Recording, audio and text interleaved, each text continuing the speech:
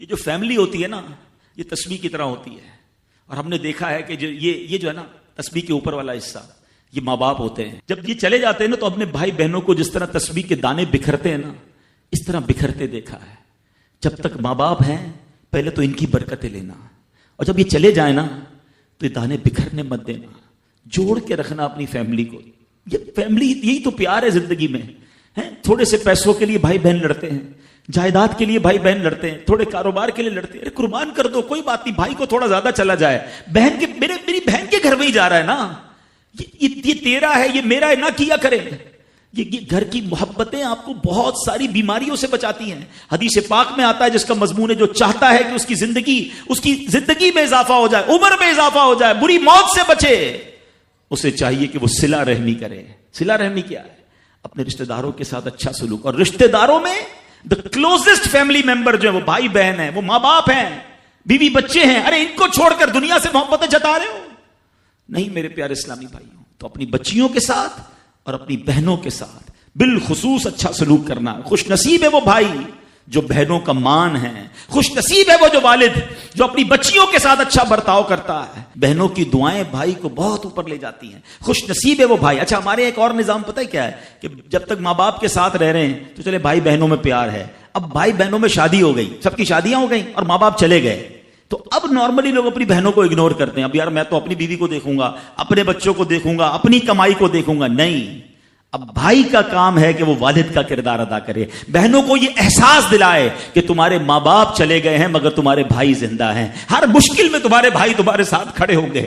کبھی بہنوں کو یہ ریئلائز مت کرانا کہ وہ اکیلی کہیں کسی پرابلم میں ہو تو وہ اکیلے میں سوچے کہ میرے ماں ہوتی تو میں ماں سے بات کر لیتی، باپ ہوتا تو میں باپ سے کہہ دیتی، بھائی کو کیا کہوں وہ تو سنتا ہی نہیں ہے.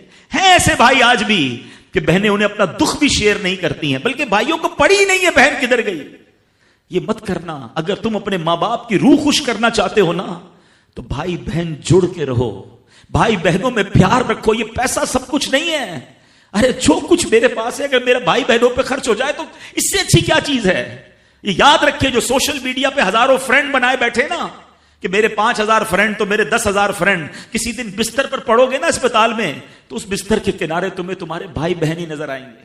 سوشل میڈیا والا تمہارا جو سارے دن چیٹنگ جس کے ساتھ واٹس ایپ پہ لگے ہوئے ہو نا گروپ میں، کوئی نظر نہیں آئے گا. جب تمہارے گھر میں کوئی بچے کا پرابلم ہوگا، آدھی رات کو اگر تمہارے گھر کوئی آ کے تمہیں دلاسا دے گا تو تمہارے بھائی بہن ہوں گے. بہنوں کو حقیر نہ سمجھنا، یہ ان لوگوں کے لیے بھی درس ہے. اسلام جب نہیں آیا تھا نا تو بہنوں کے حقوق نہیں تھے، ان کو کوئی ورثے میں حق نہیں دیتا تھا، بہنوں کی شادیاں نہیں کرواتے تھے. مگر آج بھی کچھ قبائل سنا ہے ایسے ہیں، آج بھی بدبخت کچھ لوگ ایسے ہیں جو بہنوں کے حق دبا لیتے ہیں. ارے بہنیں تو غم گسار ہوتی ہیں، بہنیں تو بھائیوں کا مان ہوتی ہیں. ارے بہنیں ہوتی ہیں تو گھر میں رونق ہوتی ہے. ارے بہنوں کو عزت دیا کرو، بہنوں کو پیار دیا کرو. اللہ کے حبیب فرماتے ہیں ایسا بھی ہوا کہ کچھ لوگوں کی ماں باپ جلدی چلے گئے، اب بھائی پر بہنوں کا بوجھ ہے. ایک صحابی کے بارے میں آتا ہے ان کی 6 یا 7 بہنیں تھیں اور سبحان اللہ وہ اپنی بہنوں کو انہوں نے پالا، اپنی بہنوں کو باپ بن کر پالا. ان کے بالوں میں کنگھی بھی کرتے تھے. اور جب بہنوں کی شادیاں ہو گئی، بہنیں بڑی ہو گئی، اپنی شادی تاخیر سے کی اور شادی بھی کسی بیوہ سے کی.